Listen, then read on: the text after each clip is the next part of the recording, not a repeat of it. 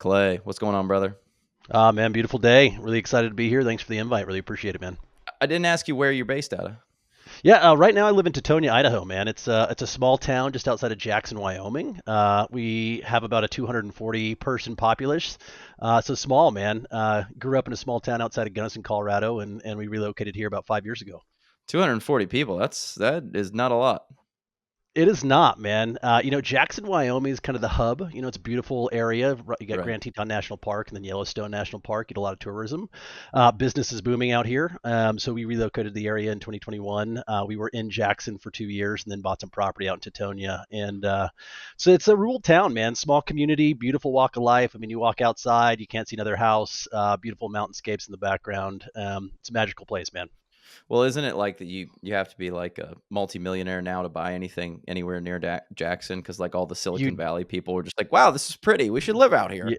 Absolutely, man. 2021, COVID kind of when the remote worker thing happened, everyone went to Jackson. They're working from home, and Silicon Valley folk exactly. It's the tech boom happened, and I think the average cost of a home last year was 4.2 million in Jackson, and the That's average cost ridiculous, right? it's ridiculous, man. And the average cost of a four-bedroom rental is like 9,500 a month. So, you find $9,500 a month? What in the it's wild, world? man. Yeah, it's a beautiful That's place, man. Lucky to be here.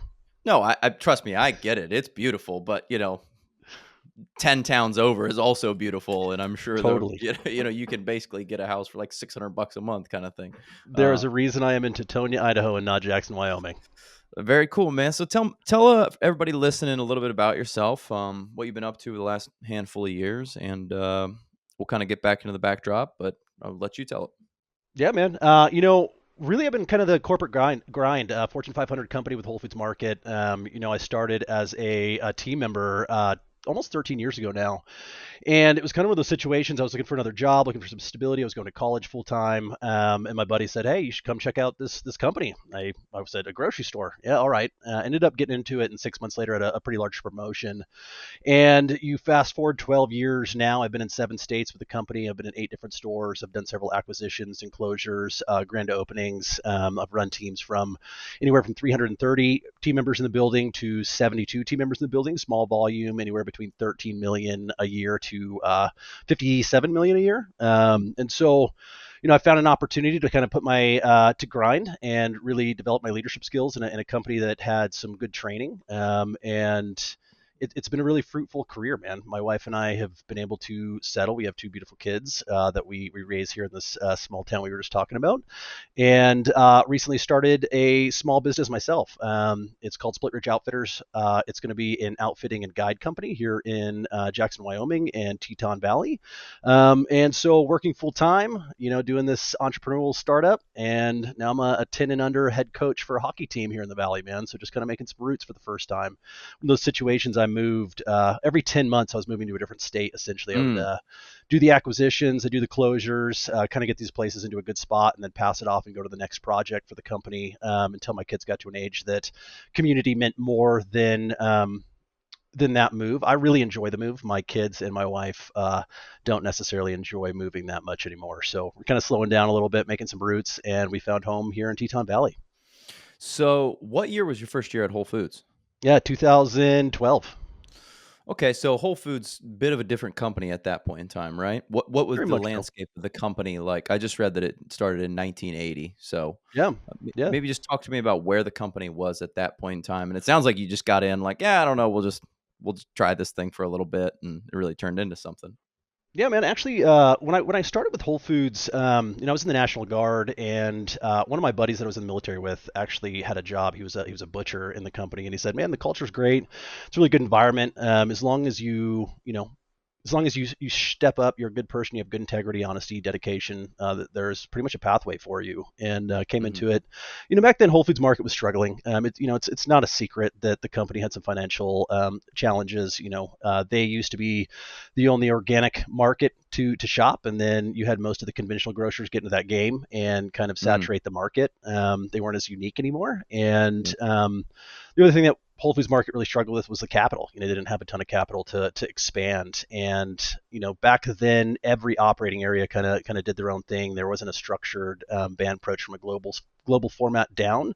There were 13 different operating areas. Every operating area kind of had a different program that they executed within their stores and within their programs. And so fast forward now, Amazon's owned us for almost 7.5 years.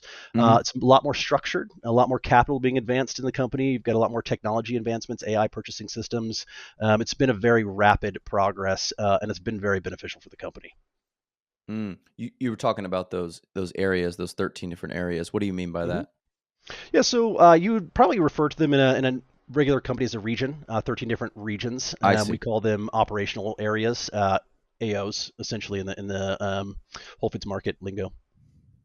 So you were saying each one of those kind of operated on their own. There wasn't like a set structure from top down. Yeah, I mean, I think you always had the core values, right? You always Yeah. had the ingredient expectations for the products. It's always been a health food store. Back then, you had a lot of very knowledgeable leaders that operated their areas in a specific way that they felt was the right direction. The Mm. problem with that is when you compete against markets like Costco and their Yeah. buying power that they have, and the reason they can leverage such a low cost for their product is because they have a massive buying power. They go out and they buy the entire farm. They leverage the price point for the consumer. Whole Foods Market dealt and deals with smaller local organic farmers. They deal with Mm.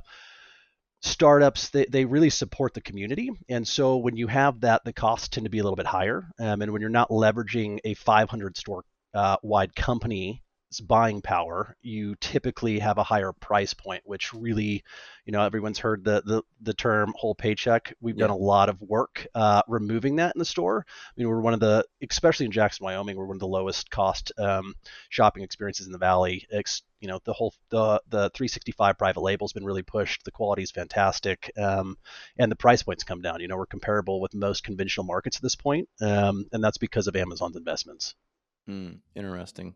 You talked about the culture at Whole Foods, and that's also Yeah, something that I've really heard is important. And I've listened to interviews with the founder, John Mackey.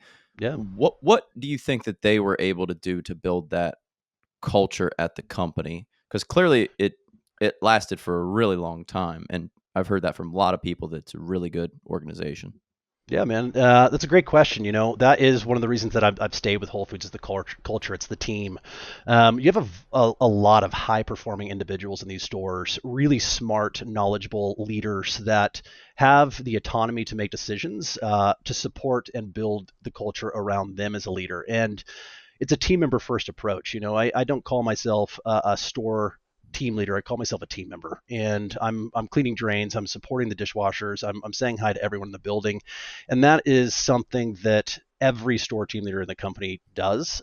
Culture is ranked as one of the highest things that we need to lean into as a leader. I was fortunate enough to go into this acquisition recently in Jackson, Wyoming, and transform it from essentially a single owned it was called Jackson Hole Grocer into a top four culturally ranked store in the company, and it's all about putting the team member first, the leaders first, and you lead from the top down, not you lead from the bottom up, not the top down. It's really important. When I took this job, I was asked by vice president what type of leader I wanted to be, and I said I want to be a leader that people want to work with and not for. And I think that you find that type of structure ingrained in Whole Foods market culture. Team members have a voice. There's an open door policy where we allow team members to talk about any frustrations they have. We take actions on those. We take quarterly engagement surveys to make sure our team members are taken care of. And when you have that type of culture, you have a retention and a dedication from a team member base that really wants to be part of something. And we Mm. also leverage the internal growth system. It's really important. It doesn't matter what your education format is on the outside. It doesn't matter what you've done in your past. You come in and you show what you have in the company, and you have an opportunity to make a career out of it. And we celebrate those wins. We take care of our team members, and I think that that is the foundation of building culture. I mean, there's obviously a lot more that we do, but when you put the team members first, it changes the game. Mm. So clearly, that is like like from the top corporate all the way down, right? Because that's Absolutely. it's an interesting business where there's corporate, right? But they're not physically at the stores. So, like, what do you think that they did correctly to get that culture of like team to permeate down? Yeah. I mean, I think a lot of it is internal growth. A lot of our leaders in the store support, we don't call them corporate, right? We call them store support partners. They have worked their way Corporate's up. an ugly word, right? It Corporate can wants us be, to man. do this. It can be, and it's not a divide. I think that's one of the big part is the language that you speak. We're all in it together. You really feel that in a company that generates that type of leader from the bottom up. Most of our leaders have been with us for 30, 40 years before they hit those the EVP positions. And you see that approach and that knowledge versus, hiring somebody straight out of college that doesn't necessarily know the nuances of running a team. And it really does matter when you have people that have come up through the ranks and support the store first approach. At the end of the day, the stores bring the income for the company. And when you lead with the stores and you listen to that feedback, that's been ingrained since John Mackey started. I remember seeing John Mackey speak at his Hall of Fame introduction at our annual gathering ceremonies. I remember, like, you get to meet him during his visits, and that still lives in our culture. As our executive vice presidents come into the stores, they talk to the team members, they really listen to that feedback, and we enact change. And I think that that's the biggest thing that Whole Foods Market has done well is they listen and they enact change based off team member feedback. Interesting. So clearly, you were able to work your way up. You said you started as a team member. So what does that mean? Like you're sweeping the floor, you're stocking shelves. Yeah, absolutely, man. So as soon as I got out of the National Guard in 2013, I was still kind of testing my foot in it, and the military budgets were cut.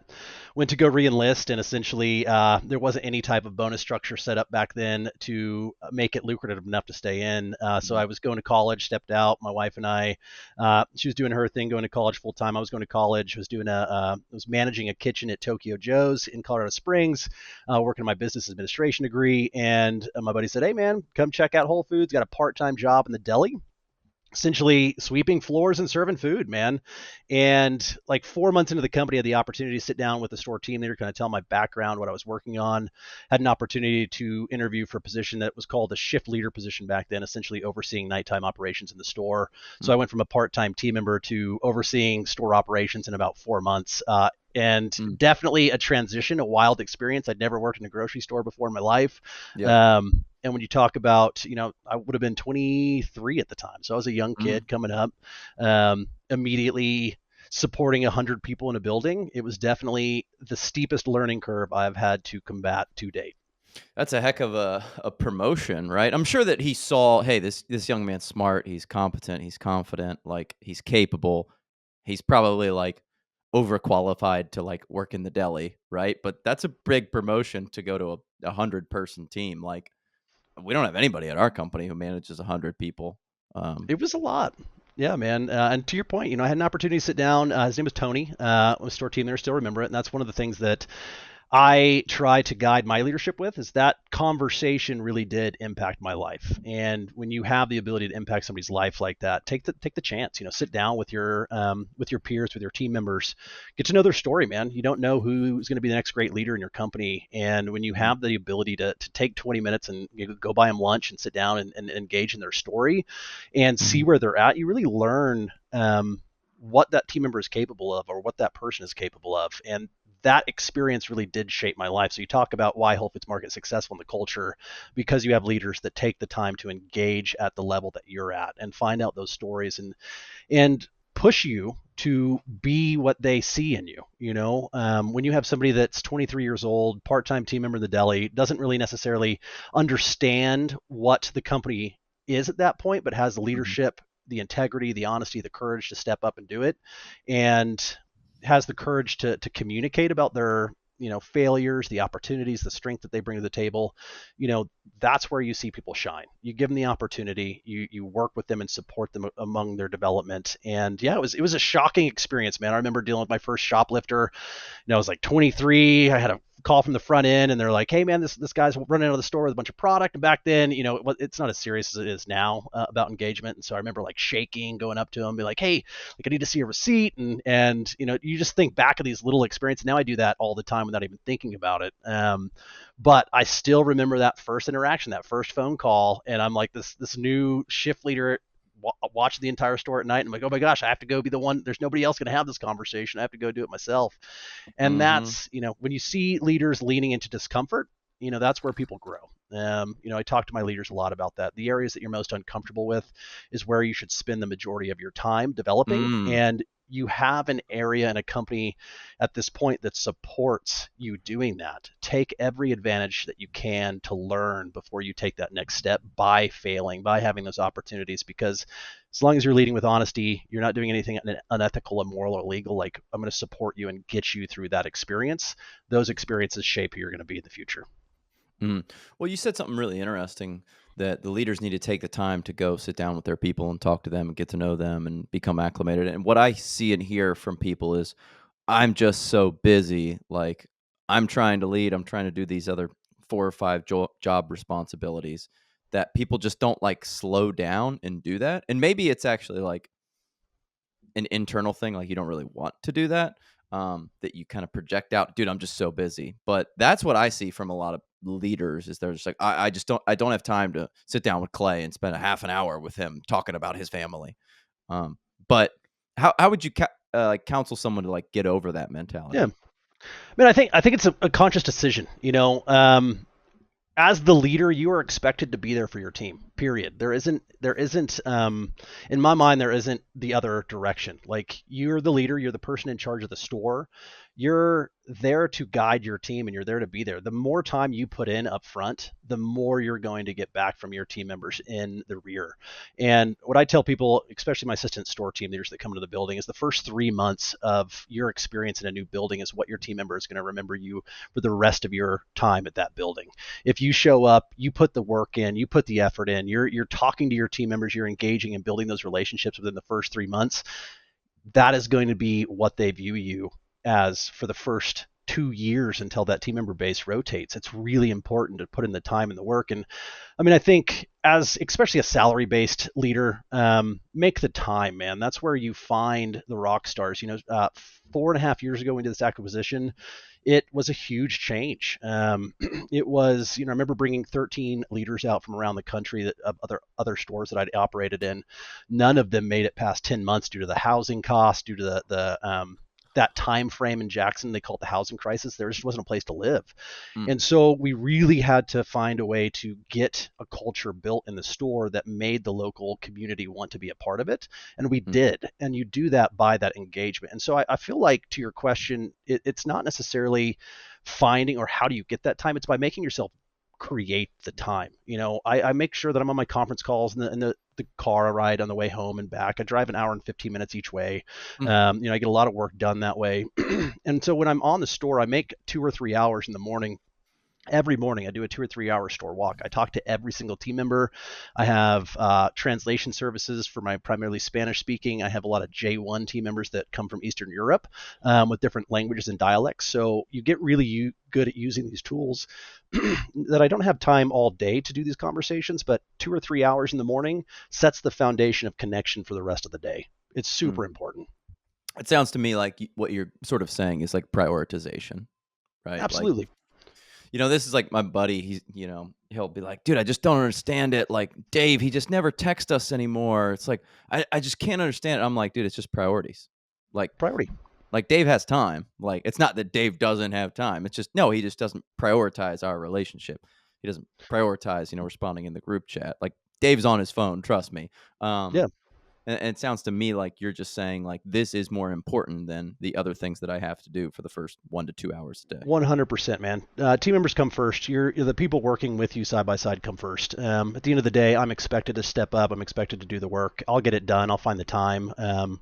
Mm. My team members deserve that time for what they're doing to the store. My team members deserve the time for what they're doing for the company. Time blocking is super important too, man. I do a thing called team member connections every quarter, where essentially I ask for 2 or 3 rotating team members from every department that I create a space in our conference room, and I'll just sit there for 2 hours with them and talk. And we do that Mm. quarterly, so I can kind of get the feel of the store. Um, and we call it team member connections, man. We just sit there, we talk about what's going on, we talk about their experiences, get to know each other. Especially with a company that's this size and a building that's 65,000 square feet, 38,000 square feet, depending on where you're at. You don't get a lot of crossover with your fellow team members. So by Mhm. creating that space as a leader, you're allowing the connection to go department to department and not just stay internal to one team. Um, and and time block, that's a huge thing we learn in Stagen. It's like make sure you create the space to What's Stegan? Staken is an executive leadership development course. Essentially, some store team leaders are selected to go through some executive curriculums. So right now I'm in a program where I get to take classes from like Stanford, Duke University, all sorts of different places, leveraging the power of your people, networking strategically. Like there's just micro courses. They're essentially 4 to 6 hours. Mm. And when you complete a new course, you can do another one. So I've been in it for like 4 months, and I've done 14 different certifications. I got them all posted on my LinkedIn. It's Dang. it's a really cool company. So when we work for a company that's got this much bottom up approach, you get that additional training that really benefits you long term. So not only am I leading a store that's been really engaging, I'm also getting education for free from a company that pays for it. It's a pretty awesome deal. I want to ask you about that training and education, but I want to go back. You said something really interesting. You said the first 3 months that you spend around your people are going to be what they remember. Can you elaborate on that? Yeah, man. So I've rotated a lot of stores. I've been in 7 stores. I've done closures, I've done acquisitions, I've done grand openings, and how you interact with that team member base for the first 3 months and build that relationship is so critical. When I have new assistant store team leaders come in and work for me, what I end up doing is I rotate them 3 days a week in a department. I actually make them work in the department with the team members so that they can build that buy-in and engagement. When you have that relationship and you come up and ask somebody to support you, hey, I need you to take care of these projects, and you have that foundation of a relationship, they're much more willing to do that in a positive direction versus being like, hey, this person is brand new to the company, they don't know who I am, they're telling me to do these projects, I haven't seen them do anything for me. It's like putting the pennies in the piggy bank, right? You stack those support pieces all day, and then when you got to break it and ask for help, you can break it, and you have a stack of coins that you can pull from. And I've at this point, like 12, 13 years in the company, I have had a lot of leaders come and go. And Mm. there are a lot of days that you have a lot of office time, man. And you're up in the office doing conference calls, writing action plans, labor analysis, net profit income report. I mean, you have a lot of time. And so if you hit that admin focus first and you don't hit the floor focused first, the team members are just going to be like, hey, this new leader came in. All they do is sit in the office. They don't care about what's going on the floor. I'm here throwing 17 pallets of produce, and they're up there writing reports. Like, who are these people to tell me what to do? You put that team member in floor focus first for the first 3 months. It is the most beneficial thing that you can do in any company that you start Mm. with. You get to know the team members, you get to know their names. You ask if they have family members. You don't get ultra involved, but you do invest in who you have working for you. You understand what drives them, you understand how they react to feedback.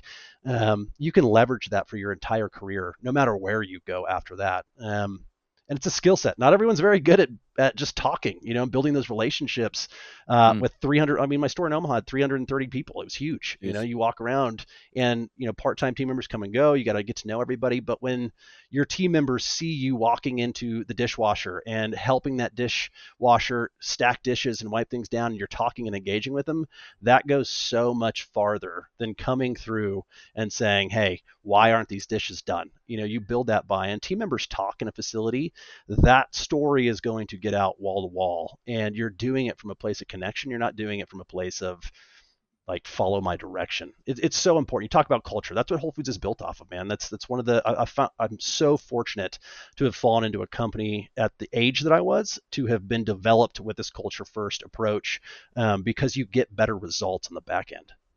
Mm. So if you were going to coach someone to taking it in a position of leadership, the first thing you would say is just like get really acclimated with those people, show them that you care, show them that they like you trust them, believe in them.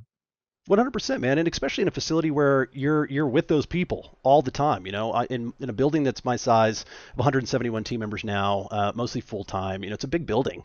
You're working side by side with those team members every week. You see them all the time. And so I had an interview yesterday. I have an assistant store team leader position open. Had a really wonderful engagement with a person that we're going to move forward with an interview middle of October.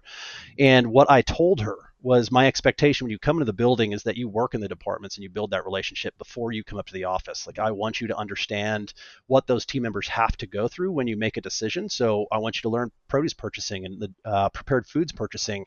So when you go down and ask somebody to do something for you, you know what's stacked on their plate already, and you have a better understanding of how to guide your people. I would say that any environment that you have the ability to go and engage with your team members on a regular basis, if you're not doing that, one, you're not benefiting yourself because you're not engaging in who's going to be that next leader in your store. You're not supporting who's going to be the person that you're promoting to take over your position one day. And two, you're just missing they're missing an opportunity to build those real connection relationship pieces. So absolutely, I would advise any leader in any situation, like the first thing you should do is get to know your people, get to know who's in your building. Obviously you are the leader. You have expectations that need to be met. I'm not telling you to go out and compromise those expectations, but get to know the people that you're asking to meet those expectations. Absolutely. Mm. Given what you are afforded the opportunity to do and have at Whole Foods with the training, how do you think about like training and development of people, having seen that? Yeah. It depends. I'm in an operations standpoint, right? I deal with 170 people on a regular basis in my facility. The training is led through your leadership. So I really believe from my approach that my team leaders culture on their teams are very unique to the identity of who they are. I have 9 different team leaders that run teams.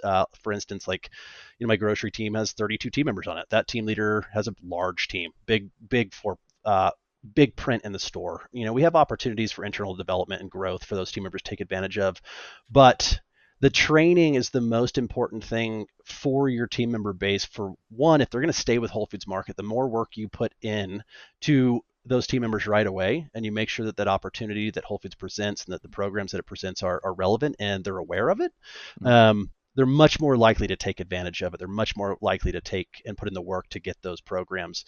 And you identifying people that are hungry for growth, you identifying people through the connection and culture that I've been talking about in a way that, hey, you're interested in moving up. Let me help you. Let me sit down and see where we can guide you. A company this size, we have, learning and development teams. We have cornerstone programs that are essentially just a database of training programs you can take at any point and get certifications from. And most team members that come into a company don't know that. Most team members that come into a company, especially that's got the culture that Whole Foods Market does, they don't understand that all of these benefits are there just free. Like, you're able to take advantage of them. So education through just being alert and aware of what we have going on. And then, we do multiple training formats where we have order writer development programs, assistant team leader development programs. It's to your point earlier in the conversation, it's about creating the time to do it. If you make that an Mm. important part of your leadership philosophy, you're going to make the time. If it's not important to you, that's your prerogative. Your culture can suffer from that, but if you're making it a priority and you lead through your people, you can find the time. Mm. So you kind of move up through Whole Foods. What do you think it was about the way you conducted yourself that allowed you to move up? Because I know a lot of people, not everybody's in as big an organization as Whole Foods, right? But a lot of people are in big organizations or they're in corporate and they want to succeed. They want to move up. They want to make more money, right? Everybody pretty much wants that. What do you think it was that you did that allowed you to kind of move up through the organization? Yeah, I think having courage to discuss what you feel is valuable, having Mm. courage to say this is how I feel things should be going, having the courage to just see the need for change and discussing those things and taking risks. I think one That's a thing big that one. I've always, yeah, it's a huge one, man. One thing that I've always done is, if you count on yourself, the only person that can let you down is yourself. And if you're putting yourself in those situations that are taking risks, like going from a part-time team member to a store, um, a PM store supervisor in a shift leader position and overseeing 100 people, like, I probably wasn't ready for that, but I listened to the feedback. I engaged with leaders. I was humble. I made sure that that feedback was taken with appreciation and not frustration. Thank you for letting me know my opportunities, man. I'll work on it. I think that that's a very valuable thing to say, especially when somebody has the courage to tell you, versus saying, you're wrong, and being defensive. We talk a lot of my leadership group about leaving the emotion out of it. Every team leader feels the way they feel for a reason. You need to create the space and have the integrity and self confidence to allow that team member to tell you that. And you can say, yes, I'm going to listen to it and I'm going to change. Or, I value your feedback, but unfortunately, this is the way it's going to be. That's your decision to make. But if you create that openness and that space, you're going to find people that have the courage to make change. And that's what I did, man. I think I worked really hard. First off, every Mhm. overtime shift, everything that needed to be get done, I just did it without complaining and put the foot first. And when you do that in a company, especially in today's workforce, it's really challenging. When you're a rising star and you're putting in the effort and you're doing the things that need to be done, you're going to get noticed. And there's a lot of opportunity for upwards momentum, especially in today's day and age. Mm. Yeah, I think you said something really important there, that taking a risk as like an individual at a company. Like so many people have this idea like I don't want to get fired. Like I don't want to like stand out. Like I don't want to make the wrong decision. But more often than not, you're probably not going to get fired, right? Like as long as you don't do something really dumb, you're probably not going to get fired for a decision. And that's actually what we want at companies, is people who are willing to take risk, take accountability, right? Like I'm sure you've seen this so often in the corporate world, but like someone will walk up to you and ask you a question that they know the answer to. And it's like, do you really want me to tell you what to do here, or do you just want confirmation that you're not about to make a mistake? And it's usually the latter. So I think those individuals who are willing to take risks, because it's the old, Gretzky, Michael Scott, like you miss all the shots you don't take, right? So like if you don't take any risks at a company, like I can't really reward you for anything. It's like you just did solid. Solid is great. Solid kind of stays where they are and they make an extra 2% like year over year. Um, and a lot of people get confused because they're like, I'm really solid. And it's like, that's great. Like I'm really happy with solid. But like if you want to move up, being solid for 20 years is not how you do it. Totally agree, man. Being solid in one team and being comfortable and solid in that team is not going to get you the experience to run a store. I didn't necessarily want to work in the deli. I took the opportunity because it was there. I didn't want to go to the slowest store in the operating area, but the opportunity was there. So I moved my entire family 7 states over to go run a store that was the opportunity. I didn't want to go, do these things, but you do those things to, one, better yourself as not only a leader, but a human. When you go through these unique, challenging circumstances and you're having to adapt yourself to different organizations and different stores and different cultures, you become a much more well rounded leader and you're able to get through situations that most people won't. I don't know a lot of people that are willing to move their family to 7 states in basically 8.5 years. And if you're willing to do that and you have the work ethic and you're willing to take those risks and count on yourself, there is an opportunity in any large company to make a name for yourself and to provide for your family, and doing it with the right ethics, doing it at a place of support and not doing it from a place of like, I'm just going to grind through these people and get to the next promotion. Like take the time, and I think most companies out there want you to take the time to learn and are willing to support you through that process. And you said it yourself, you run a massive company. I would much rather have a team member ask for support, take the risk to get through it, ask for support on what they did wrong and what they didn't do, versus just waiting for somebody to guide them on that answer. Mm-hmm. Absolutely. So Whole Foods changed a lot, ostensibly, since you've been there. Talk about that change. What was the Yeah, man. biggest change? Was it the Amazon thing, or was it something else? Yeah, I mean, some of the stuff I can't necessarily elaborate too much on, but Amazon has been a very healthy thing for Whole Foods. Whole Foods market was really struggling back, 8 years ago, and when Amazon bought Whole Foods, we immediately had access to things and technology that the company was lacking for a long time. We have an extreme development program where the company's opening 30 to 50 stores a year. We have new Mm, technology and purchasing systems, new registers. I mean, the capital that Amazon was able to provide and the support structure was what Whole Foods market was missing to bring organic and high quality product to the rest of the country. And I mean, mm, you see the way that our current administration is changing the health dynamic of the U.S. Like, additives, no high fructose corn syrup, food dyes. Like Whole Foods Market has been on that game since the late 80s. Mm. Everyone else is finally getting caught up, and Amazon opened up the pathway to allow Whole Foods Market to expand in multiple areas.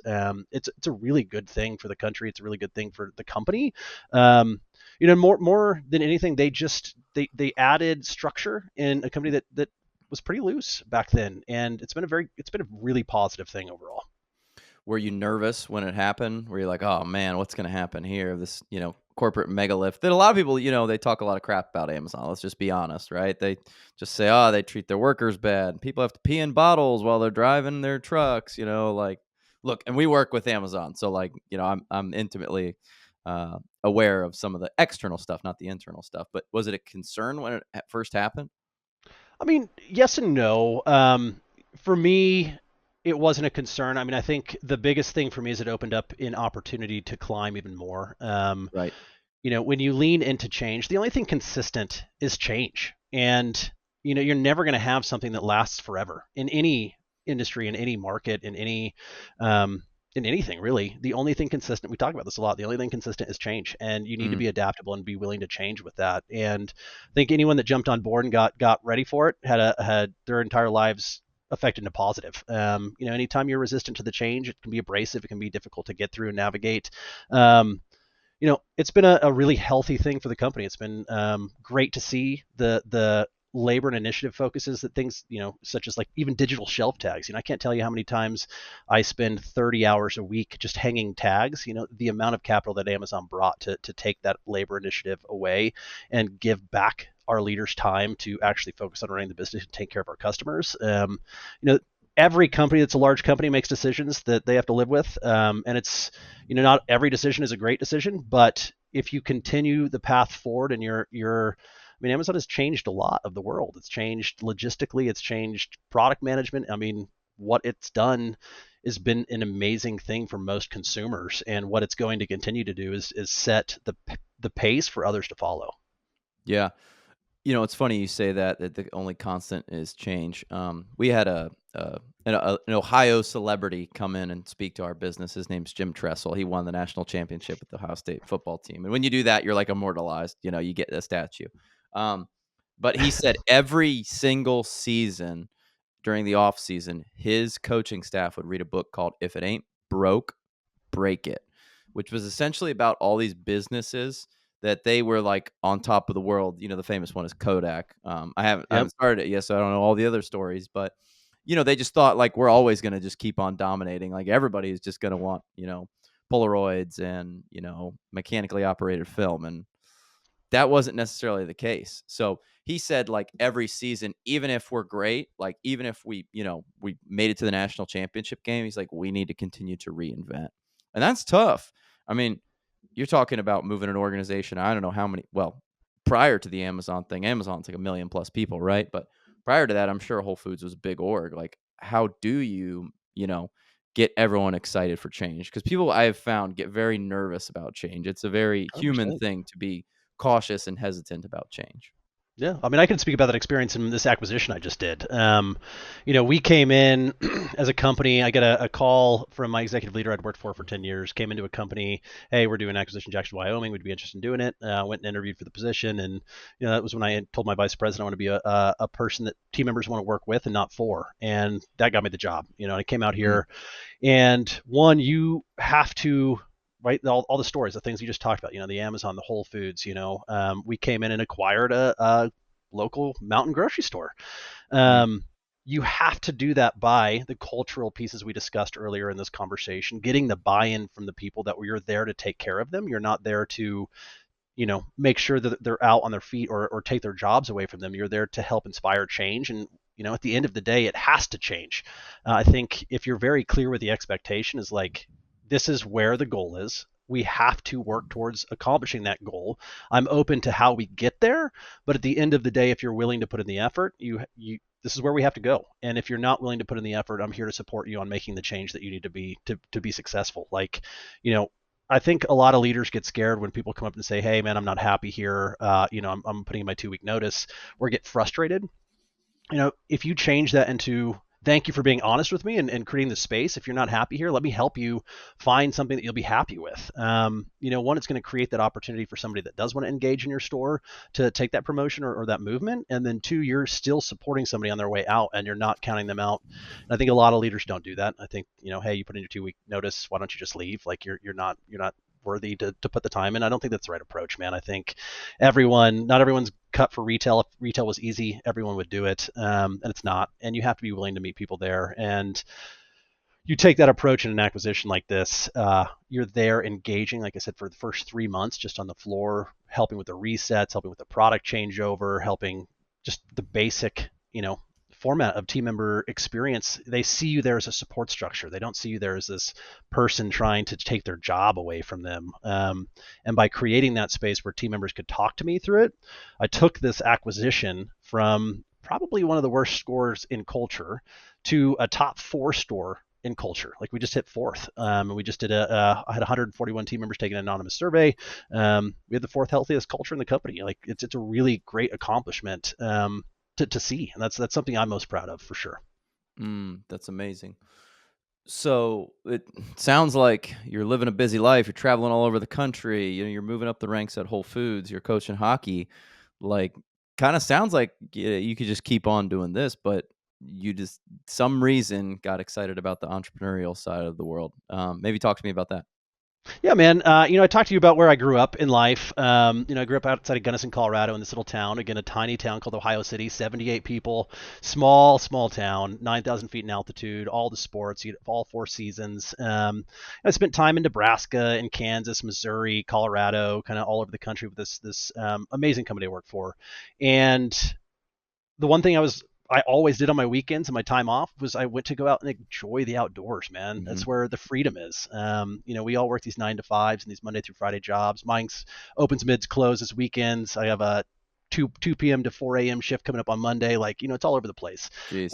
The one thing that the saying that always came with is like freedom lives where we go. The freedom of like finding the peace out in the wilderness and hunting and snowmobiling and skiing and being able to provide that experience for people that haven't experienced that is Hmm. something that I'm really trying to work towards. I mean, I'm going on Monday actually, so I get off work in inventory, so I do 2 p.m. to 4 a.m. We're going to drive 5 hours to Vernal, Utah that same day, and then I pop on a rafting trip called Desolation Canyon for 7 days. Two Whoa. people, one 1 boat. We're doing 7 days, 83 miles through one of the most remote parts of the country, and that's what inspired me to create Split Ridge Outfitters. Man, just giving that experience, providing high quality gear, hats, backpacks, and then we're going to get into guiding services next year and Mm. giving people the opportunity to experience that.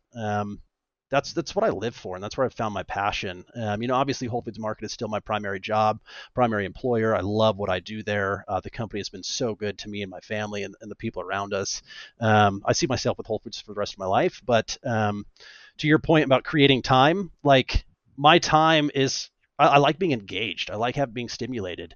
When I'm sitting around, I get anxious thinking about what I could be doing, wasting my time in my 30s. Like this is the time to put in the effort so that I can enjoy my later years in life. We got a website dropping October 15th. Super excited about the process. I'm sponsoring an adult hockey league here in town, so I have Split Hey. Ridge Outfitters hockey gear coming out. Thursday night advanced league. So man, just making a footprint in the community, and that's something that I've missed in my life. Through 7 states and grinding through Whole Foods, like the sense of community. And my kids are at an age 12 and 8 that their community aspect of their upbringing is really important. I moved a lot in my life. Having the friends kind of move up with you is something I did miss when I was a kid. And my daughter plays co-ed ice hockey, so she's in the 12 and under ice hockey team, and then my other daughter, who's 8, plays in the 10 and under ice hockey co-ed team. So being able to coach that and experience that side of your child's upbringing is one of the most rewarding experiences I've ever had in my life. So where did this idea? You started it with the impression, "Oh, I just love this," right? Where does it become a business, and then how do you like actually start to turn the wheels to make it real? Yeah, man. I mean, it's real. Like I've about $75,000 invested in the company already. Like there's All money right, behind it. that's I've real. a That's whole capital R real. Yeah, it's I've got a whole production facility. I've got a mini warehouse here in town You have a with a couple team production members. facility, so Yeah, yeah, man. I got you're manufacturing the product. Yeah, so we buy blanks. I have a cut and sew shop that is actually making the jackets. So I have a whole thermal line that's getting ready to launch this fall. I've got like a silk weight thermal, a medium weight thermal, and a heavyweight thermal. I've got two jackets being developed to cut and sew shop, unique to the company. So I've got a canvas style working jacket and then a snowmobile shell coming out. Kind of late to market to do anything else. We're going to switch the strategy to go into spring. I've got several sun shirts already being developed for fishing and rafting guides, some shorts and some pants being developed. And then I have a shipping warehouse here in town with pressing equipment. So I have a couple like DTF printer, DTG printer. I've got thermal presses. I just bought a Hotronics Fusion IQ 360, which is like a state of the art hat press. So I can do like leather Mm, patches on hats. yep. I've got beanie development, and I've got a local embroidery company here in town called the Pine Needle that is doing all my local embroidery services on some of this gear. So I mean, it's not like it's already scaled, man. I put a ton of time behind this. I got 5 field ambassadors out there right now in the field. So I've got 5 guys producing content for me right now. I've got like maybe 350 gigabytes of content already produced, and I have a video editor that's making reels. And I launched my social media account in late June. I'm up to almost 5,000 followers. Really diving behind it. It's been a really good startup, man. I think one thing was just I had downtime, man. And downtime for me is not something I'm willing to work with when I have the ability to grind and put in that effort. Um, I want to be able to provide something for my kids in the future and pass this off. Whole Foods Market has been great for me, but it's not something that my kids are going to jump into and be able to do. They might be able to, but it's not something Right. I can pass down through my lineage. So, I mean, you talk about scalability. The company's there, man. I've got product lines coming out. I'm already planning next spring launches and development. And I think the most fun about this is I've got those field ambassadors out there that are one's a lifelong 5th generation Jacksonite who's a massive hunter. Mm, One is a world class fly fisherman. I've got Frankie, who's down in Alpine, Wyoming, who is invested in multiple nonprofits. Riders of the Rockies, all sorts of nonprofits, and really just giving back to the community is where this foundation started. Um, and also, all of this gear is tested in the mountains. Like, we live in one of the most remote areas in the country, beautiful backcountry, hunting, snowmobiling, skiing, world class Jackson Hole Mountain Resort. I mean, we have world class everything out here, and this gear is being tested out in the field before it goes live. So I think that's kind of a unique advantage that we have. well, how did you decide to do the manufacturing yourself? Because that clearly Yep, increases the capabilities, but it greatly also increases the upfront capital need and totally. intensity, right? Most garments are not made in the United States. Let's just, Yep. face facts. Yeah, and I mean, truthfully, I wanted to do made in the U.S. I couldn't right away. The capital was too much to go into. So later down the line, I do want to release made in the U.S. lines, product lines specifically. But to your point, it's the infrastructure is really difficult. Like, I spent probably 3 weeks trying to find a cut and sew shop that would do some of these things on low minimum order quantities. Obviously, as a Oh new yeah. company, like, you're trying to figure out what your market's going to buy, and a low minimum order quantity like of 1,500 jackets is not something that you're going to front the capital on when you don't know if it's going to sell. Right. And so you find these unique situations. There's some in Mexico, there's some in Pakistan, places that like North. Large 509 North Face, like these other companies already use, and you contact them. And basically, I just spent probably 15, 20 hours contacting different cut and sew shops that would meet my minimum order quantity ask. And you do find yourself adapting, like, hey, we'll meet your MOQs if you want, but you have to use this type of material that we already have warehoused. Mm. Great. Okay, let's design some of the things around it. Let's get some test samples out in the market, make sure it's going to meet the quality. Because the biggest thing is you have one chance to get the customer to visit the website, one chance to get them to buy the item. And if it's not a high quality item and the spirit of the company you're trying to get, you're not going to have them return. And so that has been a challenge. But like I said, I've got 3 coat lines coming out. I've got the thermal line already being developed. That's actually shipped, so that's going to be here in a couple days. I'm super excited about it, man. So what would it take to get to what you consider fully made in the US? Like, because I know that's a really high bar. Yeah, I mean, I think right now, right, we're testing the market. We've got the social media influences out there. I've got the website being developed. I think I'm not. The whole mission statement was to be built in the U.S. And again, it's really challenging to do that with the the capital. $75,000 is not a small investment to get started on something that's not making any return right now. Yeah, yeah. Cash funded company, like drained my savings account. It was kind of an interesting conversation between my wife and I about, hey, where'd all this money go? We're still good. Hmm. It's exciting to go down that market. But I think if I wanted to do a made all U.S. manufactured, you're talking about probably a 30 to 40% margin erosion. Yeah, It's certainly. pretty significant, man. Yeah, I have talked about this before on the podcast. I have a patent on an all glass food storage container, and there's basically no one in the United States that makes glassware. Yep, Like, if you want to get like the windshield of a airplane or like a space shuttle, USA, baby. But like, if you got it. want like a glass, like that's not made in the United States, basically anywhere. I got a quote for like basically like what would equate to a bowl, and it was like $54 a piece in the US. I was like, There's no way. I'm like, what? Like, this is crazy. Yeah, it's tough, and I think a lot of people don't really realize that. But then they go, "Well, I want made in the U.S." And I'm like, okay, but like this might be like $100. Like, I just know who you are as a consumer. You're gonna grab like the $12 Pyrex bowl. Like, I'm not stupid. And that's the point, man. You're talking about people that are used to getting I wouldn't say value and quality, but a value item. The quality could be argued. I think more often than not, when we buy things from a company we're just talking about quite a bit, the quality is pretty bad. Um, when you're talking about $54 for a glass bowl, what's the consumer in the U.S. used to, paying? Dude, you're not gonna sell any of those, man. No, And people no. say, they say they want it, but it's like, well, do you really want it? Because this is like what it is. Um, Yep. yeah, and some people would, sure, but like not enough to run a business, not enough to keep a business open.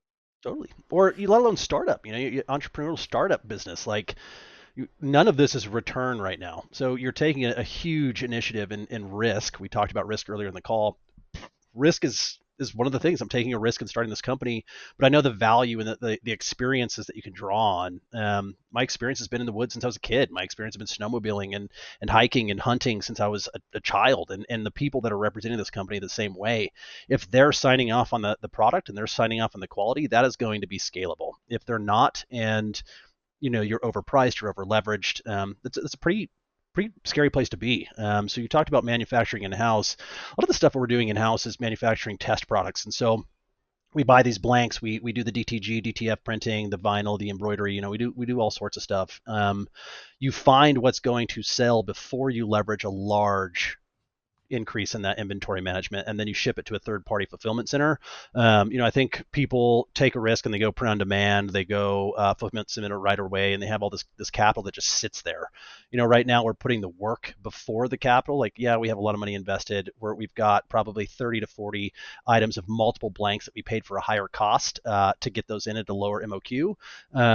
But the idea behind it is we're going to be able to identify what the market wants and then be able to leverage the additional capital we have left over to increase our inventory holdings on those items and get them shipped to our fulfillment centers.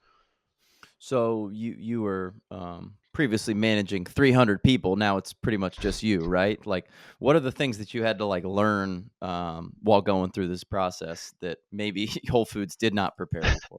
Oh man, design, Photoshop, let alone, I think before I even got my website up and running, I deleted my entire lineup 6 times. Mm, Probably hundreds of hours of work. I was like, man, I just don't like the way that looks. Like, oh, it's too big. I probably spent $5,000 on test products coming in. You get it, you're like, oh, that's not the quality I want. And just the way you communicate with some of these vendors that aren't in the U.S. oh yeah, Is a challenge, man. And speaking the same lingo and understanding that a lot of these cut and sew shops deal with 5,000 unit MOQs, and you're like, hey man, can you help me out with a 50 MOQ? Really appreciate it. So it's been a stumble effect. I think anytime you go into a new venture, you're going to have setbacks and you're going to have those learning experiences. But as long as you're compounding off that experience, like I know inventory management, I know SKU management, UPC management, I could do it my eyes closed. I don't know design management. And so, yeah. when I bought my first vinyl printer, I probably spent 30 hours just printing like vinyl press material, stretch fit, just to see what the quality. I'd wash it 15 to 20 times, see how it lasted on the shirts and the thermals that we liked. I didn't like vinyl. So then I got a DTF printer, didn't really like DTF. So I got a DTG printer, and I was like, okay, at some point I have to stop leveraging this capital and putting Yeah. this money in until I know it's going to sell. But I guess that the thing that's unique about this is I'm having a lot of fun doing it. Hmm. It's yours, it's something that you're creating, and to the comment I made earlier, you can always count on yourself as long as you're able to lean into those areas you're uncomfortable with and you step up to the plate over and over again. I'm just really enjoying it, man. I get to go test all this product out in the wilderness, and like I said, I'm hitting that 7-day deso trip on Monday. I've got like all my gear going out, get my bags going out, get to test it, field test it, make video content with my buddies, and then it's also tax write off for marketing, which is fantastic. Yep. Really looking forward to it, man. That's cool, man. Yeah, that's the Yvon Chouinard MBA, right? Management by absence. He Yeah, was yeah, just out and yep. out in the field, he's climbing mountains and testing what works and what doesn't. And I think if you can find that passion, man, in something that you do, it doesn't matter how much you have to work. You enjoy it, I think there's this mixed expectation in our workforce now that you're expected to be given all these different things, and it's not the truth. Like, you have to work so hard. I mean, you could probably speak to this better than me. To found your company and get to where you're at and build a career through a Fortune 500 company, I have worked so hard. I've sacrificed so many late nights out, so many memories just to build that point to where I'm at now, which you're getting that memory back, and financial stability is a huge part of where we're at. But you make sacrifices. Like, I was 23 years old when I founded the company. I took over a store when I was 27. I was a store team leader at 27 years old. I sacrificed a lot to be to where am now, and I think that the workforce, there's a mixed viewpoint on that in today's day and age. Well, the one thing that I would say to you is, this is true for me, and I've heard this from other people, is like, you're at the point where you're gonna look back and be like, that was really fun. Like, we were doing all this dumb stuff. I bought all these printers and they didn't work, and I was, trying to figure out who to buy from and the suppliers and all this stuff. Like, that's what I look back fondly on, is like the first 4 or 5 years where we were just really scrappy and just doing all sorts of crazy stuff. Like, those are the stories you tell, like on year 10 and 12 and 15, that you're like, man, this was crazy. Like, we had, a first floor office that we were running a logistics business out of, and the semi would jackknife into the alleyway, and we'd jump into the truck, cut the pallet open, toss everything down, rebox it, and then UPS would pick it up an hour later. Like, those were the things that we look back on fondly. We had an office that, like, in the winter didn't have heat, and it got to like 38 degrees in our office. So, like, just crazy stuff like that. You're like, geez, Yeah, like, man. why did we do that? That was ludicrous. But here you are. And here you are. You have a foundation, and you're stable. But the amount of work that it took you to get there and find that stability in life, man, it's second to none. I mean, you know, it's great to be here. It's great to not have to work at the bank account when you go out to eat and all those things. But there are things that you miss out on for sure to get to this point. And to your point, I'm having so much fun, man. I'm doing it with some friends. I got one of my really close buddies. We're gonna go spend 7 days in the river together. In a half of the river, so river left is on an old Indian reservation, so you're not allowed to camp there. You're only Mm. allowed to camp on river right. It's going to be a pretty cool experience. Early days, early nights. It'll be sweet, man. So where do you see this company going? Give me maybe what you're hoping for over the next year, 2 years, 5 years, 10 years.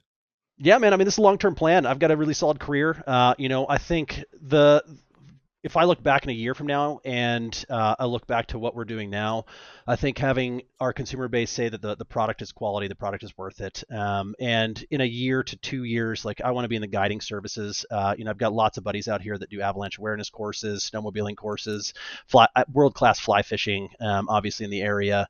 So I think that ultimately the goal of Split Ridge Outfitters is to give back to the consumer and give people the freedom of being in the outdoors, get away from your job, enjoy and what really matters in life. And that's spending time with your family, it's spending time outdoors, it's spending time with these experiences that most people in the US never will see. On a regular basis, we go out and we see black bear and moose and hunting and snowmobiling. Like, we have 4 seasons, man. This is my last big river trip. When you get off of a river trip of 7 days, no technology, you have a tent, you have a cooler full of your food, your closest friends around. You get off of that trip, and there is a cleansing effect that most people don't even realize they need. Hmm. We're so indoctrinated into having stimulation all the time. When you're out there, you experience that nature, you experience that freedom.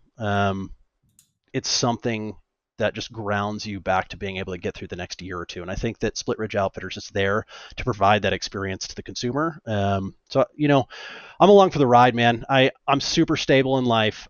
This company is all about quality, dedication, giving back. I would love to be able to share what we do on a daily basis with the country and the world.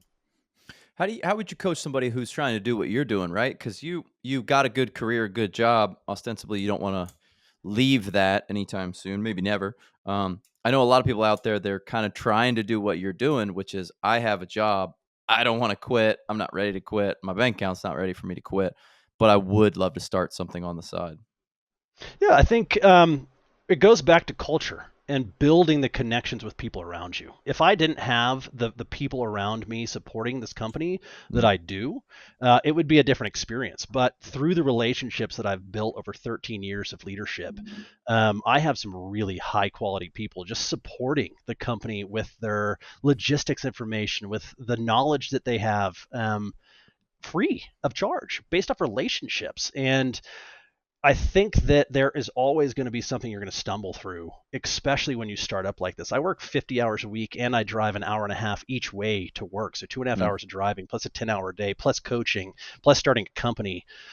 There's times that I don't have or don't want to do it. But when you get home and you have orders, you got to fulfill them and get them out. And the mhm. idea behind this is, yes, I'm going to have to work really, really hard for the next year or two, but eventually I'll be able to sub some of this out to people that I know that will Yeah. bring the same quality and insight into the company that I do, based off of those relationships I have built for 13 years. So it's relying on other individuals, not trying to do everything yourself. 100%. A lot of this is myself. I've started the company. I've done all the legal standpoints, the LC, the insurance requirements, through myself. But I've also leveraged others in their support for it. I'm not a world class hunter, but my buddy who is represented the company, Todd, is a world class fifth generation hunter. He brings that type of knowledge to the company when we talk about backpack development, thermal development, jackets and coats lines. Like, he's been out in the field his whole life, his whole family has. And so when you leverage that feedback from somebody that's a product expert and a field expert, it's going to be product quality when you bring it to the market. And if you don't have those people around you, I think that you're missing out in life. I think that type of stability and support, there's days that you're like, dude, I do not want to do this company. I'm just burnt out. Mhm. You pick up that call and you hear everybody be like, man, I'm so excited for that new product line. I'm out in the field right now on a 7-day hunt trip. Can't wait to give you the videos when I get back. It's great. That is so rewarding to keep you energized and keep you going. And so, to your point, I think support, people around you really matter. And also just be willing to work very hard. Mhm. Well, I think you hit on something there that both Whole Foods and your company clearly have is like you have a mission. You have a greater, higher purpose doing this thing. Like, and that's tough. Like sometimes not everybody's entrepreneurial journey has that overarching mission. Like, I'm helping people. Like Whole Foods is like, create healthier people, healthier food, healthier environments. It's like I want to get as many people out into the outdoors as we possibly can. But if you don't have that mission, it's tough when things get really hard. Like, well, why should I keep doing this thing? Absolutely, man. And one of the catch lines for the company is freedom lives where we go. Creating that freedom by the experiences we have outside of our 9 to 5s and our corporate jobs. Like, most of us got our start in companies that you're required to put in that effort and work for other people. What do you look forward to? You look forward to the memories on the weekend. You look forward to your paid time off, that you're going out and enjoying the community and the people that you're around. So freedom is where you go at the end of the day. And Split Ridge is founded with the basis of giving that experience to people that haven't had the chance to do that yet. It's fantastic, man. Clay, I really appreciate you coming on and talking to us. Where can people find some Split Ridge stuff or catch up with all the stuff that you do? Yeah, man. You can follow me on Instagram at Split Ridge Outfitter. And also, our website launches October 15th, www.splitridgeoutfitters.com. Excited to have the chance to come and speak on your podcast. I really appreciate the questions and the ability to talk about culture and kind of what we're doing here in Tetonia, Idaho, man. Yeah, man. So when would are items available from Split Ridge ASAP or are we Yeah, looking? Okay. We're, What? we're ready to go, man. October 15th, I'm going to do a soft launch for friends and family on the 9th. Everything is fully functional. I got a bunch of marketing going out, kind of talking about our heritage hat lines, our outfitter and camp hat line. So three stage approach. We got a heritage line that's going to be premium product, an outfitter line that's going to be your medium everyday out in the field line, and then a camp line, kind of a cheaper cost. So you have different price points where people can take advantage of. But it's fully functional, man. I got 174 SKUs on there, backpacks, shirts, Woo! hats, all sorts of stuff, man. It's ready to go. 174 SKUs. I assume that's across like different sizes, right? Different sizes, yeah, yep. All right. Now, if I was gonna get something, what would you recommend? Obviously, the Heritage hat line, man. That Hotronic system that I got is state of the art. Super great premium hat. And then the new thermal lines. If you do anything out in the fall, man, the waffle top heavy wear thermal. It's meant to layer, so silk weight underneath, heavy layer thermal on top. We regularly see negative 20 degrees out here. I wear that on a regular when I'm snowmobiling. It's great, man. It's something I used in the military, field tested for sure, and got our own product line cut and sew. So pretty excited to have it. Beautiful, man. Clay, thank you so much, brother. Thank you for your time. Appreciate it, man. Catch you soon.